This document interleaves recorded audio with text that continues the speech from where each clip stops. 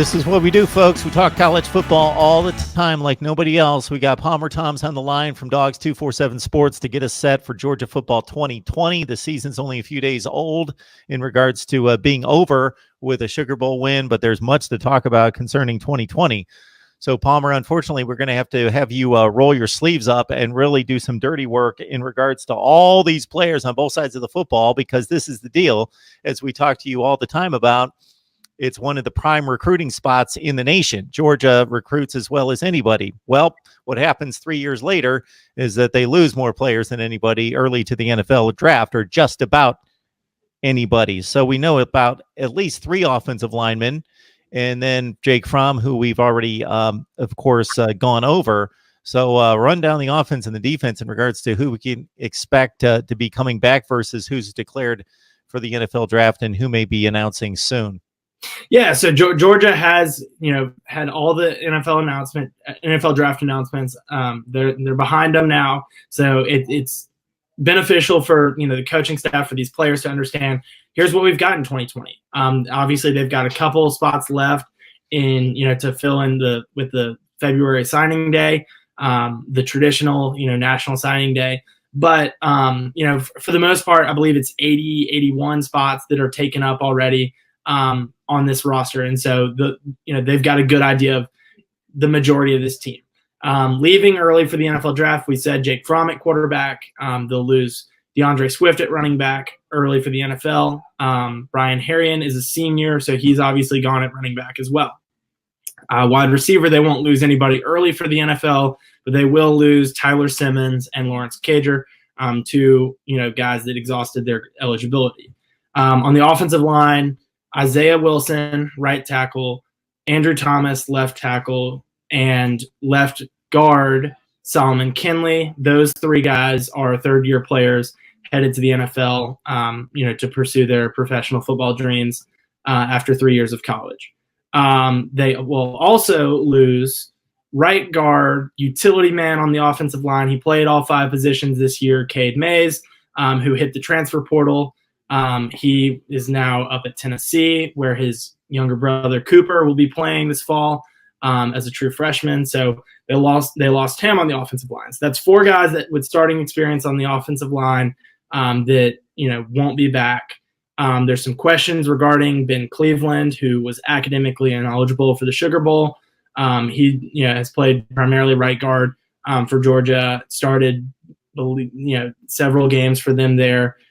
He's got to work some things out in the classroom in order to be back this fall.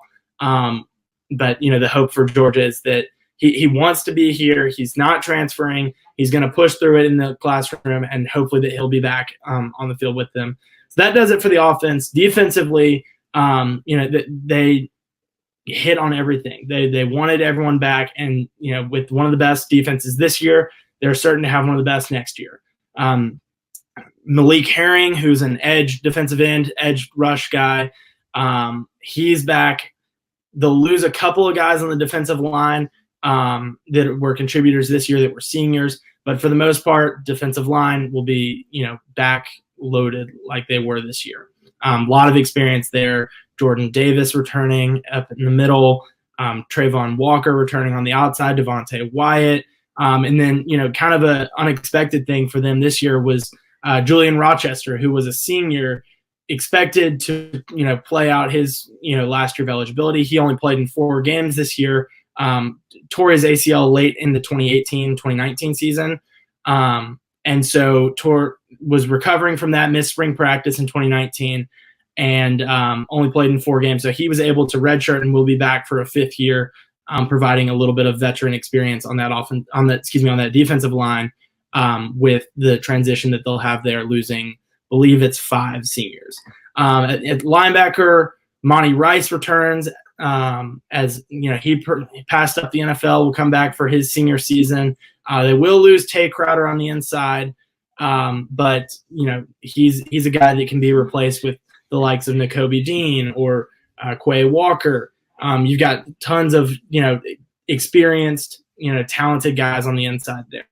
Outside linebacker, one of the most talented rooms, that they've got there. Tons of 4s and 5 stars. They looked for a little bit like Robert Beal would be headed out. He's a former 4-star, hit the transfer portal before the Sugar Bowl, but was there in New Orleans, practiced with the team. He's now removed his name from the transfer portal, so everyone will be back in that outside linebacker room. There weren't any NFL decisions there. And then in the secondary, Eric Stokes returns at cornerback. Richard LeCount returns at safety. Those two passed up on the NFL for a 4th year in Athens. Stokes will be a redshirt junior. LeCount a senior. That's big for Georgia, especially considering that they will lose All-American safety J.R. Reed, who was a graduate this past year. And to have that veteran experience in the secondary will be big for them. Kind of it looked like it could have been a transition year, losing 3 guys, but now they're going to lose just 1, and they'll return so many guys that played for them this year. So overall they'll lose. They went 0 for 5 on the offense with early draft decisions.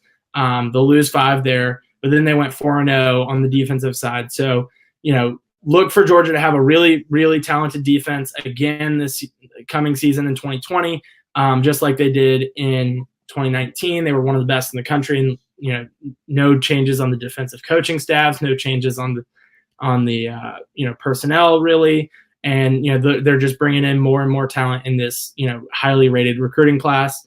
Offensively, you've got a lot of questions to be answered, given who's leaving via transfer portal, NFL draft, graduation, whatever. There's a lot of questions to be answered there. So that's kind of the status with Georgia headed into this offseason.